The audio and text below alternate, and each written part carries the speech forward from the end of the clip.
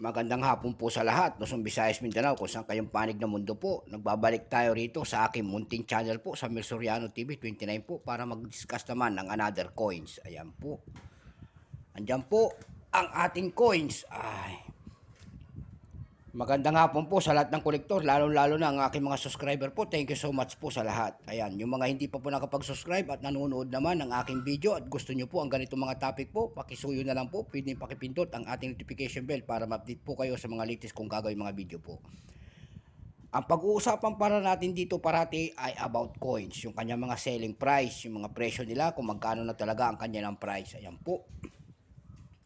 So magandang hapon po sa lahat. Ang pag-uusapan po natin ngayon ay ang United States of America.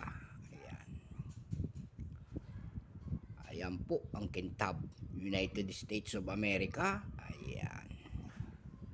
Ang ating pag-uusapan ngayon ay United States of America. Dalawa po yan. Ayun po ang isa. Ayun ang isa. Dalawa. Ayan.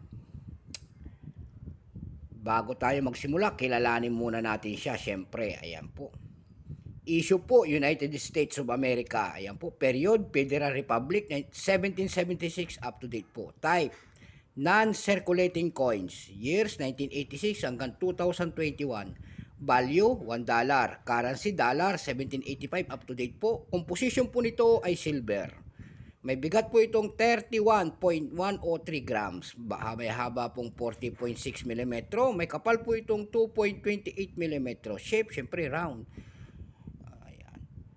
Orientation, coin alignment po, number N-14934 po. Reference number KM-273. Ayan. Tatlo po ang inilabas nila sa barya na ito, yung year 2021 na to. Ayan po, tatlo po. May 8% Philadelphia and San Francisco Mint, no mint mark. Ito po yun. Mayroon namang inilabas na 1.7 proof. Ayan, proof coins naman. Doon sa pangatlong inilabas po, ayan, reverse proof. Reverse proof naman kung tawagin. So tatlo ang inilabas na barya. Ayan, tatlong klase po. Unahin natin yung 2021 Philadelphia and San Francisco Mint without mint mark. Ayan po. Wala pong mintage, 8% lamang.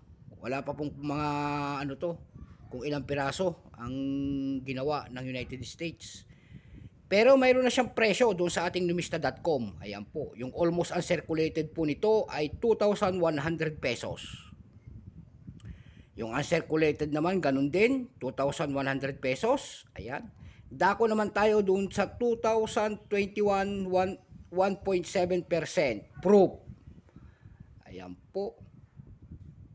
Ang kanya naman mintage po noon ay 415,978 piraso po. Ayan. Yung almost uncirculated noon ay 4,500 pesos ang kanyang selling price doon sa ating numista. Dako tayo doon sa last year na 2021, 1%. Reverse proof po. Ayan.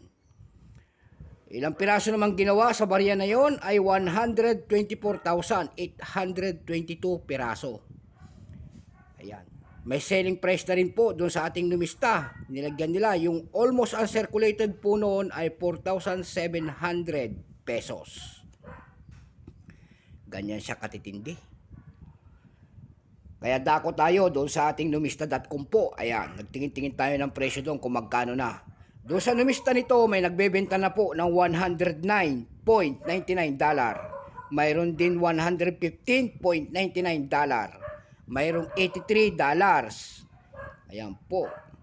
Doon naman po sa ebay.com po may nagbebenta nito ng 4,037.91 pesos. Ayan. Sa Carousel PH naman po, Philippines, may nagbebenta doon, nagkapaskil po na 2,650 pesos. Mayroon din 2,500 pesos. Mayroon din 2,550 pesos only per piece. Ayan po. Ayan, ang kanyang presyo po. Naliwanagan tayo sa presyo. Ayan. So hanggang dito na lamang po ang aking vlog. Ayan po. So magandang hapon po sa lahat, Luzon, Visayas, Mindanao, kung saan kayong panig ng mundo po. So keep safe po sa lahat and God bless.